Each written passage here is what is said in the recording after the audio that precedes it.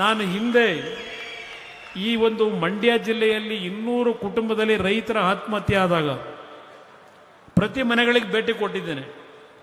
ನಮ್ಮ ಕೈಲಾದ ಮಟ್ಟಿಗೆ ನಮ್ಮ ನಾಯಕರುಗಳೆಲ್ಲ ಸೇರಿ ನೆರವು ನೀಡಿದ್ದೇವೆ. ಆ ಸಂದರ್ಭದಲ್ಲಿ ಒಂದು ಮಾತು ಹೇಳಿದ್ದೆ, ಯಾವುದೇ ಕಾರಣಕ್ಕೂ ಆತ್ಮಹತ್ಯೆಗೆ ಶರಣಾಗಬೇಡಿ. ನಾನು ಈ ರಾಜ್ಯದಲ್ಲಿ ಪುನಃ ಅಧಿಕಾರಕ್ಕೆ ಬಂದರೆ ನಿಮ್ಮ ಸಾಲವನ್ನು ಮನ್ನಾ ಮಾಡ್ತೀನಿ ಅಂತಕ್ಕಂಥ ಹೇಳಿದೆ. ಅವತ್ತು ಆಡಳಿತ ನಡೆಸ್ತಕ್ಕಂಥವ್ರು ಹೇಳಿದ್ರು, ಎಲ್ಲಿದೆ ದುಡ್ಡು, ಎಲ್ಲಿಂದ ತರ್ತಾನೆ, ಸುಳ್ಳು ಹೇಳ್ತಾ ಇದ್ದಾನೆ, ದುಡ್ಡು ಎಲ್ಲಿಂದ ತಂದು ಇವನು ಸಾಲ ಮನ್ನಾ ಮಾಡ್ಲಿಕ್ಕೆ ಸಾಧ್ಯ, ಇವನು ಅಧಿಕಾರಕ್ಕೆ ಬರಲ್ಲ, ಏನೋ ಇವ್ರ ಅಪ್ಪನಾಣೆ ಅಧಿಕಾರಕ್ಕೆ ಬರಲ್ಲ ಅಂತಕ್ಕಂಥ ಮಾತಾಡಿದ್ರು. ನನಗೆ ಸಂಪೂರ್ಣ ಬಹುಮತ ಬರಲಿಲ್ಲ.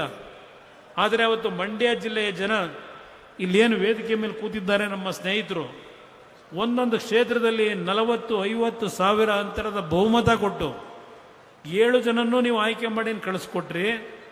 ನಿಮ್ಮ ಶಕ್ತಿ ಈ ದೇಶ, ಈ ರಾಜ್ಯದ ಸುಮಾರು 25 ಲಕ್ಷಕ್ಕೂ ಹೆಚ್ಚಿನ ರೈತ ಕುಟುಂಬಗಳಿಗೆ ಸಾಲ ಮನ್ನಾದ ಹಣ ಕೊಡ್ತಕ್ಕಂಥ ಒಂದು ಕಾರ್ಯಕ್ರಮ ನಾವು ಅನುಷ್ಠಾನಕ್ಕೆ ತಂದಿದ್ದರೆ, ಅದು ಪ್ರಥಮವಾಗಿ ಮಂಡ್ಯ ಜಿಲ್ಲೆಯ ನನ್ನ ತಂದೆ ತಾಯಂದರಿಗೆ ಈ ಗೌರವ ಸಲ್ಲಬೇಕು ಅಂತಕ್ಕಂಥದ್ದನ್ನು ಈ ವೇದಿಕೆ ಮುಖಾಂತರ ಹೇಳ್ತಾ ಇದ್ದೇನೆ. ಅದೇ ರೀತಿಯಲ್ಲೇ ಇವತ್ತೇನು ನಿಮ್ಮ ಒಂದು ದೊಡ್ಡ ಮಟ್ಟದಲ್ಲಿ ಕೈಗಾರಿಕೆಗಳ ಬಗ್ಗೆ ಯೋಚನೆ ಮಾಡ್ತಾ ಇದ್ದೀರಿ. ಇನ್ನೂ ಪಾಪ ನಮ್ಮ ಜಿಲ್ಲಾಧಿಕಾರಿಗಳಿದ್ದಾರೆ ಇಲ್ಲೇ, ನಾನು ಅವ್ರಿಗೆಲ್ಲರಿಗೂ ಅಭಿನಂದನೆ ಸಲ್ಲಿಸಬೇಕು. ನಮ್ಮ ಪೊಲೀಸ್ ವರಿಷ್ಠಾಧಿಕಾರಿಗಳು, ಸಿಇಒ, ಇವರೆಲ್ಲರೂ ಕಳೆದ ಒಂದು ವಾರದಿಂದ ಹಲವಾರು ರೀತಿಯ ಸಮಸ್ಯೆಗಳ ನಡುವೆ ಈ ಕಾರ್ಯಕ್ರಮಕ್ಕೆ ಸಹಕಾರ ಕೊಟ್ಟಿದ್ದಾರೆ.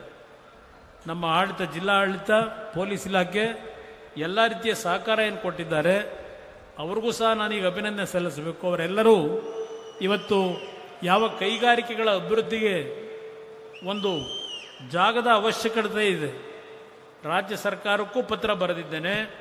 ಮುಖ್ಯಮಂತ್ರಿಗಳು ಅವರ ಬಜೆಟ್ನಲ್ಲಿ ಹೇಳಿದ್ದಾರೆ, ಮಂಡ್ಯದಲ್ಲಿ 100 ಎಕರೆ ಭೂಮಿಯನ್ನು ಕೈಗಾರಿಕೆ ಅಭಿವೃದ್ಧಿಗೆ ಕೊಡ್ತೀವಿ ಅಂತ ಘೋಷಣೆ ಮಾಡಿದ್ದಾರೆ ಪುಸ್ತಕದಲ್ಲಿ, ಬಜೆಟ್ ಪುಸ್ತಕದಲ್ಲಿ. ನೋಡೋಣ ಅದು ಯಾವಾಗ ಕೊಡ್ತಾರೆ ಅಂತ ಹೇಳಿ ಕಾಯ್ತಾ ಇದ್ದೇನೆ. ನಮ್ಮ ಅಧಿಕಾರಿಗಳಿಗೆ ಹೇಳಿದ್ದೇನೆ, ಯಾವ ಒಂದು ಭೂಮಿಯನ್ನು ಅವರು ಐಡೆಂಟಿಫೈ ಮಾಡ್ತಾರೆ, ಹೋಗಿ ಅದನ್ನು ನೀವು ಆ ಒಂದು ಕಾರ್ಖಾನೆಗಳನ್ನು ಹಾಕಲಿಕ್ಕೆ ಆ ಜಾಗಗಳು ಸರಿ ಇದೆಯಾ ಅಂತಕ್ಕಂಥದ್ದು ಒಂದು ವರದಿಯನ್ನು ಕೊಡಿ ಅಂತಕ್ಕಂಥದ್ದು ಈಗಾಗಲೇ ನಮ್ಮ ಅಧಿಕಾರಿಗಳಿಗೇನು ಸೂಚನೆ ಕೊಟ್ಟಿದ್ದೇನೆ.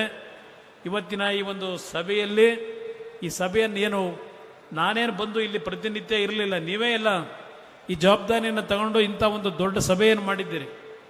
ಇವತ್ತು ನಿಮಗೆ ನಿಜಕ್ಕೂ ನನ್ನ ಹೃದಯಪೂರ್ವಕವಾದಂಥ ಕೃತಜ್ಞತೆಗಳನ್ನು ಸಲ್ಲಿಸ್ತಕ್ಕಂಥದ್ದು ನನ್ನ ಕರ್ತವ್ಯ. ನಾನು ಒಂದು ಮಾತು ಇವತ್ತೇನು ನಮ್ಮ ಪರಮ ಪೂಜ್ಯರ ಸನ್ನಿಧಾನದಲ್ಲಿ ಹೇಳಿದ್ದೇನೆ, ಮಂಡ್ಯ ಜಿಲ್ಲೆಗೆ ನನಗೆ ಧೈರ್ಯ ಇದೆ, ನಿಮ್ಮ ಆಸೆ ನೆರವೇರಿಸ್ಕೊಡ್ತೀನಿ.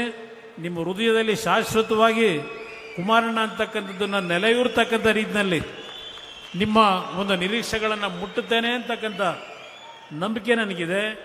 ಇವತ್ತಿನ ಕಾರ್ಯಕ್ರಮದಲ್ಲಿ ತಾವೆಲ್ಲ ಏನು ಬಂದಿದ್ದೀರಿ, ಪುಟ್ಟರಾಜಣ್ಣವರು, ನಮ್ಮ ಸ್ನೇಹಿತರು ಎಲ್ಲರೂ ಇವತ್ತು ಯುಗಾದಿಯ ಹಬ್ಬವನ್ನು ಮುಂದಿನ ದಿನಗಳಲ್ಲಿ ಆಚರಣೆ ಮಾಡ್ತೀರಿ. ಉತ್ತಮವಾದಂಥ ರೀತಿಯ ಒಂದು ಒಬ್ಬಟ್ಟಿನ ಊಟ, ನಮ್ಮ ಹಳ್ಳಿಯ ಊಟ, ಅದನ್ನು ಎಲ್ಲರೂ ಮಾಡಬೇಕು ಅಂತಕ್ಕಂಥದ್ದು ಅವರೆಲ್ಲರ ಆಸೆ ಏನಿದೆ.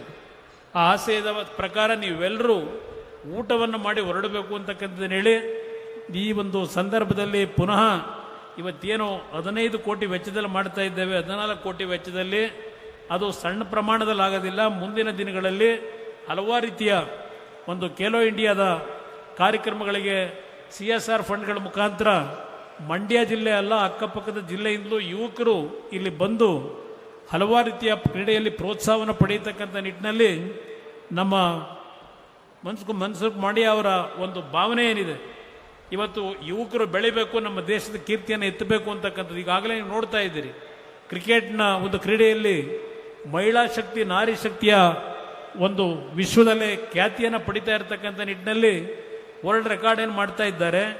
ಇವತ್ತು ಮೊನ್ನೆ ನಡೆದಂಥ T20 ಕಪ್ನಲ್ಲೂ ಸಹ ನಮ್ಮ ಪುರುಷ ಕ್ರೀಡಾಪಟುಗಳು ಏನು ಕ್ರೀಡೆಯಲ್ಲಿ ಗೆದ್ದಿದ್ದಾರೆ ಕ್ರಿಕೆಟ್ನಲ್ಲಿ, ಮುಂದಿನ ದಿನಗಳಲ್ಲಿ ಅದು ಇನ್ನೂ ದೊಡ್ಡ ಮಟ್ಟದಲ್ಲಿ ಆಗಬೇಕು ಅಂತಕ್ಕಂಥದ್ದು